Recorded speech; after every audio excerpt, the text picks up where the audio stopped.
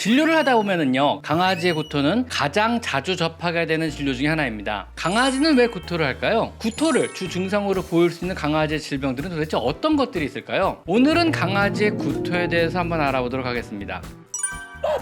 여러분 안녕하세요. 강아지 상담소 윤세입니다. 강아지가 토를 한다면은요, 어떤 경우는요 집에서 조금 더 지켜보고, 어떤 경우는 바로 병원에 데려가 봐야 하는 걸까요? 이물이나 먹어서는 안 되는 것을 먹은 것이 확인되면은요, 그땐 바로 병원에 데려가시는 것이 좋습니다. 또 하루 3회 이상 구토를 했다면은요, 역시 바로 병원에 데려가 보시는 것이 좋습니다. 하루에 한 번 3일 이상 연달아 구토를 했다면은요, 역시 바로 병원에 데려가 보시는 것이 좋습니다. 구토 후에요, 식욕이 24시간 이상 없다면요, 역시 병원에 바로 데려가 보시는 것이 좋습니다. 구토 후에 힘없이 늘어져 있다면은요, 당연히 바로 병원에 데리고 가보시는 것이 좋습니다. 구토를 했는데요, 토에서 피가 나왔다면은요, 역시 바로 병원에 데려가 보시는 것이 좋습니다. 구토 후에 몸에서 열이 나는 것 같다면은요, 역시 바로 병원에 데려가 보시는 것이 좋습니다. 하지만은요, 한 번 구토 후에 식욕이 정상적이라면은요, 집에서 조금 더 지켜보셔도 됩니다. 일주일에 한두 번 구토를 한다면은요, 일단 모든 간식을 끊고 조금 지켜보시다가 사료 역시 한번 바꿔보시고 조금 더 지켜보셔도 될 것 같습니다. 그래도 동일한 증상을 보이면요, 그때 가서 병원에 데려가 보셔도 좋습니다. 만약 구토 후에 모든 활력이 정상이고 식욕 역시 정상이라면은요, 조금 더 집에서 지켜보셔도 됩니다. 만약 구토 후에 상황이 조금 애매하면은요, 병원에 전화를 해서 지금 당장 데리고 가봐야 할지, 아니면 조금 더 집에서 지켜봐도 괜찮을지 주치의 선생님께 물어보시고 그 지시에 따르는 것이 좋습니다.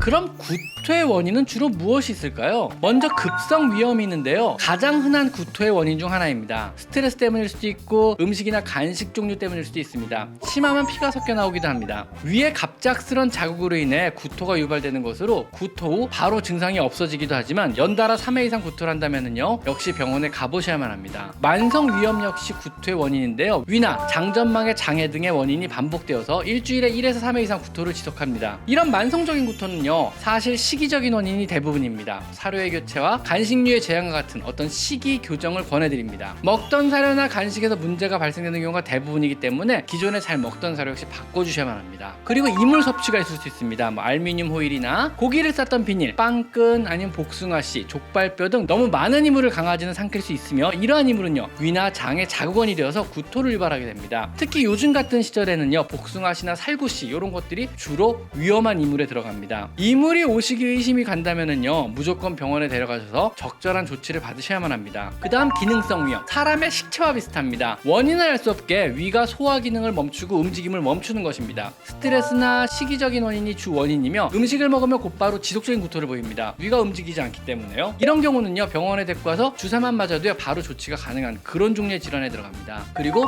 파보바이러스 감염증, 전염성 바이러스 질환이며 바이러스성 위장염을 보입니다. 주로 어린 강아지에서 다발하며 심한 구토와 설사 증상을 보이며, 빨리 병원에 데려가서 입원시킨 후 적절한 조치를 받지 않으면 생명이 위험할 수도 있습니다. 그리고 중독, 화학물질이나 먹어서는 안 되는 실내 식물들을 먹고 많이 생깁니다. 담배꽁초나 히아신스, 수소나 백합, 포인세티아 등이 있으며 심하게 침을 흘리며 구토를 유발하게 됩니다. 또 요즘에는요, 유기농 비료라고 해서 유박 비료를 밖에다 많이 뿌려놓거든요. 강아지가 산책 중에 그런 것을 먹고 화학적인 자극에서 구토를 심하게 유발하기도 합니다. 그리고 신부전이 있는 강아지 경우는요, 신부전에서 요독증을 유발하고, 이 경우에는요, 식욕부진과 구토를 지속적으로 하게 됩니다. 말기 신부전일 때 나타나는 증상이기 때문에 사실은 예후는 굉장히 안 좋습니다. 이 외에도요, 강아지에게 구토를 유발하는 요인은요, 정말 열거도 할 수 없이 다양합니다.